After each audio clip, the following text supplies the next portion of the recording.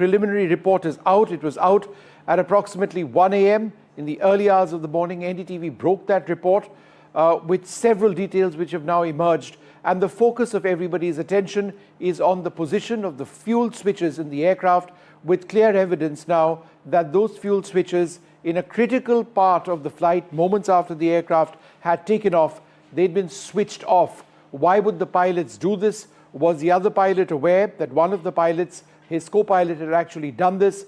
If it was done, why was it done? These are questions to which there are no immediate answers, but this is just a preliminary report. But certain larger questions need to be asked about the intention of at least one of the pilots as well. Those are now being asked by very well seasoned air crash investigators and aviation experts. There is the entire issue of mechanical error as well, whether it is at all possible for there to have been a mechanical error in the system which resulted in fuel flow being cut off to the engines. We're going to have to wait and see where this all goes. But let's bring you a new set of images. Just to give you more clarity on what we are looking at, this is the cockpit of the Boeing 787 Dreamliner. Right? It's a state-of-the-art cockpit. It's called a glass cockpit. It's a heavily electronic setup over here. It's got a fly-by-wire system. It's got extremely powerful engines, 70,000 pounds of thrust E, a new generation of engine manufactured by General Electric.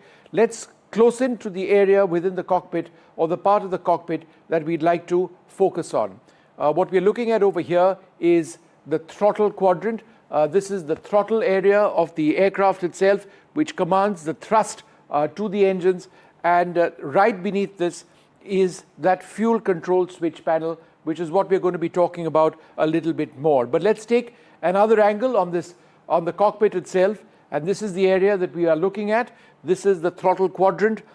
These are the thrust levers which dictate the power to the engines, the fuel flow to the engines. But this is the fuel cutoff switch over here. Why are we talking about this? Let's bring you another image and a close-up of this so that we can actually talk about why this is critical. Because what the report says is that just a few moments after taking off, both these fuel control switches were moved from the run position to what you actually see over here, which is the cutoff position. This, of course, is a picture of a Boeing 787 Dreamliner. The cockpit of VT AAIB, that's the Dreamliner which crashed, is identical. Now, what makes this fuel control system interesting and designed to ensure that mistakes don't happen? Firstly, there is a guardrail on both sides that you see here and you see over here. This is to try and prevent any inadvertent movement of the hands of the pilots, which result in any movement of the switches. But you can't just move the switches. It's not a simple question of moving it up or down or toggling it up and down. The run position is on top, the cutoff position is below.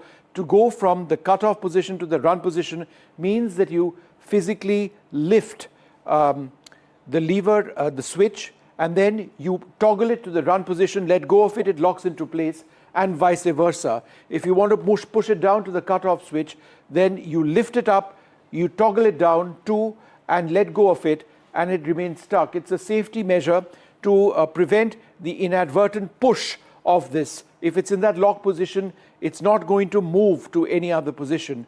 Therefore, the question arises, how exactly did this fuel control switch that you see over here, and this is a better close-up of it, how did it actually go from the run to cutoff position?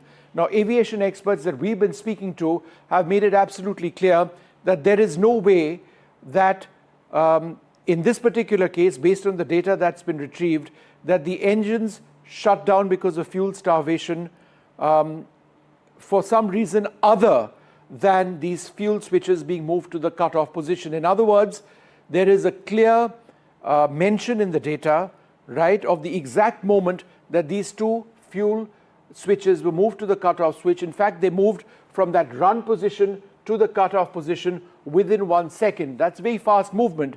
And at that stage, the aircraft started losing thrust at a very low altitude shortly after it taken off.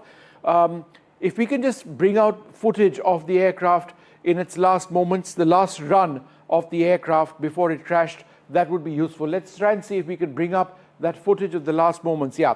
So this is the Air India Dreamliner taking off at about 50 feet off the ground. Freeze the image over here. There is something called a RAT, a ram air turbine, which actually deploys. That happens when there's a twin engine failure. The ram air turbine tries to give some basic electricity to the cockpit. That's the ram air turbine that you see over here. It only deploys in a twin engine failure. It deployed very, very shortly after takeoff, as you can see from this the earlier image, which had it just a few feet, 50 odd feet off the deck.